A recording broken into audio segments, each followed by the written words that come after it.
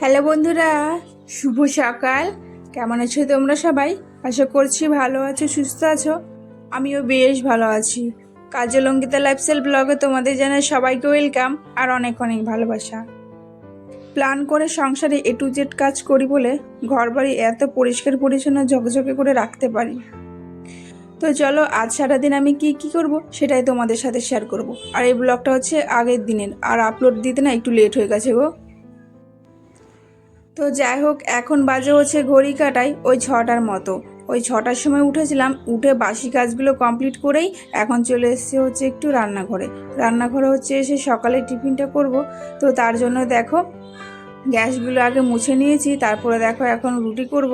আর আজকে ভেবেছি একটু রুটি করব, তো তার জন্য দেখো অল্প করেই করব, বেশি করব না। তো এবার রাতের আবার ভাত রয়েছে, এই জন্য আর বেশি করলাম না, অল্প করেই করছি। রাতের ভাতটা আবার গরম করে আবার খাওয়া যাবে, এই জন্য দেখো অল্প করে আটাটা মেখে নিয়েছি। আর আমাদের বাড়িতে কিন্তু রোজ রুটি করা হয়, শ্বশুরমশাই আর শাশুড়ি মার জন্য, আর আমার ভাসুর রয়েছে তার জন্য। এই জন্যই দেখো রোজ রুটি কিন্তু করা হয়। আর এইদিকে দেখো আজকে আর বেশি রুটি করব না, অল্প করেই করব।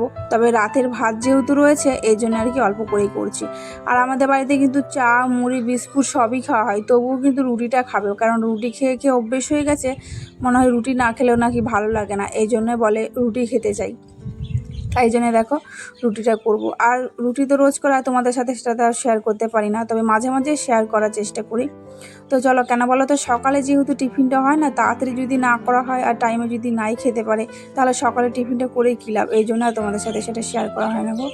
তো চলো, আমি তোমাদের সাথে গল্প করতে করতে আমি এইদিকে রুটিটা ঝটপট করে ফেলি। আর এইদিকে দেখতেই পাচ্ছ, আমি কিন্তু ক্যামেরা অন করলে কিন্তু রুটিটা না এবড়ো খেবড়ো হয়ে যায়। তবে আজকে কিন্তু অনেকটা আছে, মানে গোল হয়ে গেছে রুটিটা। আর আমি দেখো যত বেলছি মনে রবার্টের মতো ততই লম্বা হয়ে যাচ্ছে। আর আমার কাছে না কী বলো তো, রুটি যত বেলবো না লম্বাই হয়ে যায়। আমি না ছোটো করতে পারি না, জানো তো, মানে যে তাওয়াটা রয়েছে ওরকম সমান সমান হয়ে যায়। জানি না কেন এরকম হয়ে যায়, মানে আমি ছোটো করার চেষ্টা করি, মনে হয় কি বড়ই হয়ে যায়। তো যাই হোক, তো চলো আমি রুটিটা ঝটপট করে বানিয়ে দিই। বরমশাই আবার উঠলে পরে তখন আবার ওকে আবার দিতে হবে।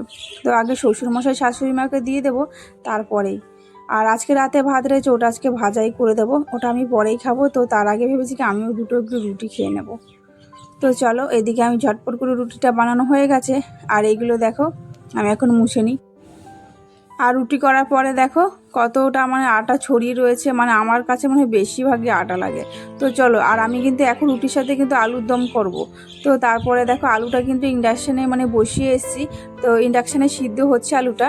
আর আমি দেখো মানে রুটিটা করে নিয়েছি, আর এখানেই মানে দেখো কতটা আটা ছড়িয়ে রয়েছে। আমাকে কিন্তু সবার, আমার শাশুড়ি মা বলে কি, মানে এতটা আটা কেউ ফেলে? সত্যি কথা বলতে কি বলতো, আটা না সত্যিই পড়ে যায় গো। তো চলো, ইন্ডাকশানে যতক্ষণ আলুটা সিদ্ধ হচ্ছে আমি ততক্ষণ গ্যাসে এপাশে ভাতটা বসিয়ে দিই।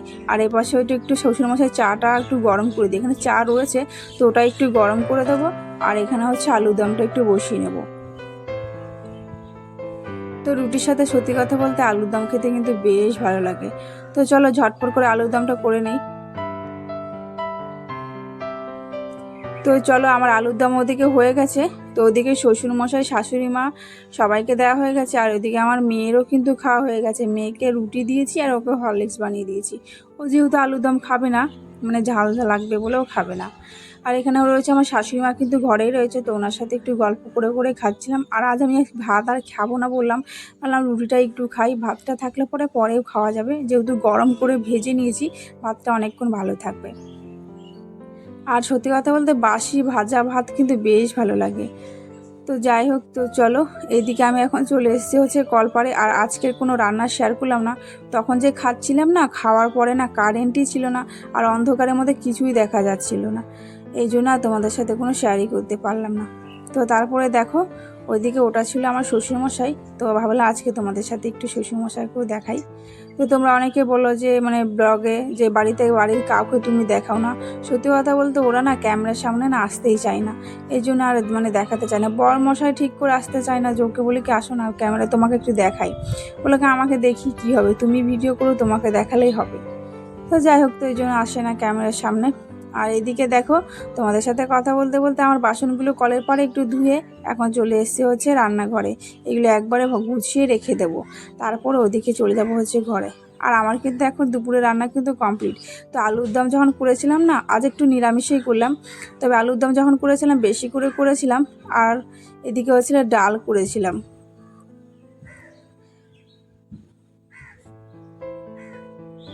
তো আলুর দম দিয়ে আজকে হয়ে যাবে। আর ডাল করেছে, আর বেশি কিছু করলাম না, কারণ সবজি ছিল না বাড়িতে।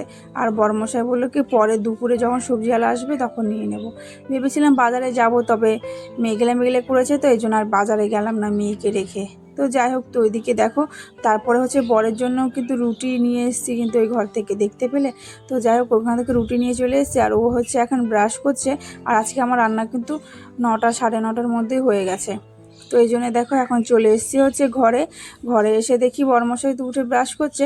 তো তার জন্য দেখো আমি এসে আবার বিছানাগুলো গুছিয়ে নিচ্ছি।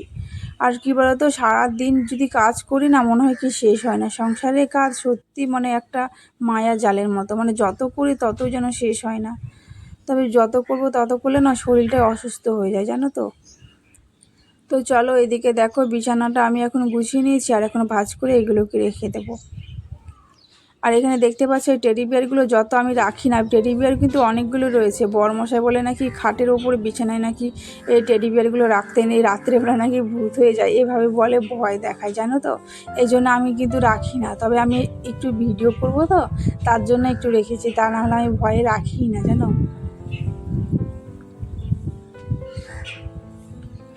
তো এদিকে আমার বিছানাটা গোছানো হয়ে গেছে, আর আমি দেখো শোকেসটা এখন মুছতে চলে এসেছি। আর শোকেসটা তো আমি রোজই মুছি।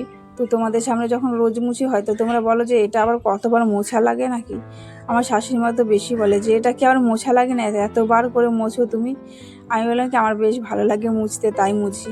আর ওইদিকে দেখতেই পাচ্ছ আমি কিন্তু টিভিতে গান চালিয়েছি, গান চালিয়ে চালিয়ে ঘরের কাজগুলো করি। আর আমার যদি একটু মন খারাপ থাকে, আর আমার যদি আবার মনটাও ভালো থাকে, তা না হলে আমি যদি গান শুনে শুনে যদি কাজ করি না, আমার সমস্ত কাজ যেন তাড়াতাড়ি হয়ে যায়। কেন বলতো, আনন্দের সাথে যেন যে কোনো কাজ করো না, তাহলে না তাড়াতাড়ি হয়ে যায়। না আমি তো মানে মানে প্রতিদিনই আমি গান শুনি, জানো তো, টিভিতে চালিয়ে নিই। আর ওদিকে দেখতে পাচ্ছ মেয়েকে কিন্তু একটু পরে স্কুলে দিতে যাব, তো ওকে দিয়ে এসে আবার কাজগুলো করব। যেহেতু ওর স্কুল রয়েছে 11টা থেকে খিচুড়ি স্কুলে। তো এই জন্য দেখো আমি ঘরগুলো ঝাড় দিয়ে নিচ্ছি, তারপর ওকে স্কুল থেকে দিয়ে এসে কাজগুলো করব। আর আমাদের ঘরটা এখনও প্লাস্টার করা হয়নি, মানে প্লাস্টার করা হয়ে গেছে, তবে নিচেরগুলোতে কিছুই করা হয়নি না, এই জন্য আর কি বেশি ধুলোবালি ওঠে।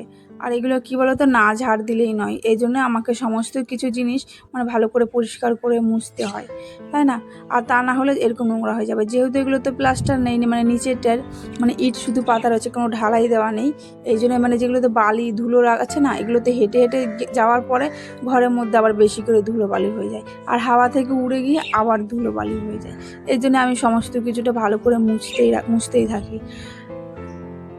আর ঘর বাড়ি যদি পরিষ্কার থাকে তাহলে মনটাও ভালো লাগে, আর ঘর বাড়ি যদি নোংরা হয়ে থাকে তাহলে আর ভালোই লাগে না।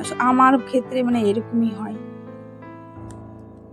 তো তোমাদের একটা কথা না বললেই নয়, তো যারা প্রথমবার এই ভিডিওটা দেখছো তারা কিন্তু অবশ্যই চ্যানেলটাকে একটা লাইক করে সাবস্ক্রাইব করে দিও, আর আমার পাশে থেকো। আর পুরনো বন্ধুদেরকে তো অসংখ্য ধন্যবাদ, তোমরা কিন্তু এভাবেই আমার পাশে থেকো আর আমাকে সাপোর্ট করো। আর তোমরা আমাকে মিষ্টি মিষ্টি একটা কমেন্ট করো, তোমাদের কমেন্ট শুনেই আমার কিন্তু ভীষণ ভালো লাগে। তো অনেক দিদিভাইরা আমাকে কমেন্ট করো, ভীষণ ভালো লাগে দিদিভাইরা, তোমরা কিন্তু আবার কমেন্ট করো। আর যদি ভুল কিছু বলে থাকি আর খারাপ কিছু যদি লাগে তোমাদের, সেটাও কিন্তু কমেন্ট করে বলো, ঠিক আছে। তো ঘরটা ঝাড় দেওয়ার পরে আমি কিন্তু মেয়েকে হচ্ছে স্কুলে দিয়ে এসেছি, জানো তো। তো স্কুলেও বললো ম্যাডাম আসেনি, তো বেশিক্ষণ থাকবে না বলেছে, তো চলে আসবে বললো। তো আমি বললাম যতক্ষণ থাকবে ততক্ষণ রেখে ওকে পাঠিয়ে দিও, তা না হলে একটু রেস্ট পাওয়া যাবে, তাই না। মানে ও যতক্ষণ থাকবে ততক্ষণ মানে এদিকে ওদিক ঘুরতেই থাকবে, যেতেই থাকবে, এর থেকে একটু 10 মিনিটে হলেও দিয়ে আসবো। তো এই জন্য মেয়েকে স্কুলে দিয়ে আসছি, বলো কিছুক্ষণ পরেই চলে আসবে, কারণ ওর ম্যাডাম আসেনি, মানে স্কুলের ম্যাডাম, তো এই জন্য বলছিল। তো আমি তা বললাম ঠিক আছে আমি চলে যাচ্ছি, পরে ওকে পাঠিয়ে দিই। তো দেখো এখন এসে যেহেতু এটা ভিজিয়ে রেখেছিলাম একটা বিছানা চাদরটা, তো ওটাই দেখো এখন চলে এসছে হচ্ছে কাচতে, কেচে এখন চলে যাবো হচ্ছে ছাদে এটা মেরে দেবো। আর আজকে কিন্তু সেরকম ধোয়ার কিছু নেই, তবে এইটুকুই রয়েছে। আর বাসি নাইটি জামা কাপড়গুলো তো সকালেই ধুয়ে দিয়েছিলাম, বললাম না, বাসি কাজ কমপ্লিট করে কিন্তু আমি রান্না করে গেছিলাম, এই জন্যই। আর কি বলো তো, অনেকে না সাবস্ক্রাইব করছো কিন্তু সাবস্ক্রাইবগুলো তুলে নিচ্ছ, কেন এরকম করছো আমি বুঝতে পারছি না। মানে হয়তো তোমাদের ভালো লাগছে না, তার জন্য হয়তো ভিডিওটা এরকম করছো। তো যাই হোক, কী আর করা যাবে বলো। তোমাদের যাদের ভালো লাগবে না তারা অবশ্যই আমার কাছ থেকে চলেই যেতে পারো, আর চলেও তো যাচ্ছ। তো যাই হোক, তো এদিকে দেখো আমি ছাদের থেকে মেলে এখন চলে এসেছি হচ্ছে ঘরে। আর মেয়ে কিন্তু চলে এসছে, বললাম না যে মেয়েকে পড়াবার নিয়ে এসেছি। ম্যাডাম আবার ফোন করেছিল যে নিয়ে যেতে, বেশিক্ষণ থাকবে না, কারণ ম্যাডাম আসেন ওকে কে পড়াবে, আর ও ভীষণ দুষ্টুমি করে স্কুলে। এই জন্য আমি ওকে গিয়ে আবার নিয়ে চলে এসেছিলাম। তো এসে ওকে ও ঠাম্মার কাছে আছে, ওই ঘরে রয়েছে। তো এরপরে দেখো আমি জামা প্যান্টগুলো ভাঁজ করে নিচ্ছি। ভাঁজ করে চলো, এটা হচ্ছে একবারে আলমারির মধ্যে তুলে দিই। আর এটা হচ্ছে আমাদের সেই পেছনে খাটের পেছনে যে আলমারিটা রয়েছে না, ওই আলমারিটার মধ্যেই রেখে দেবো।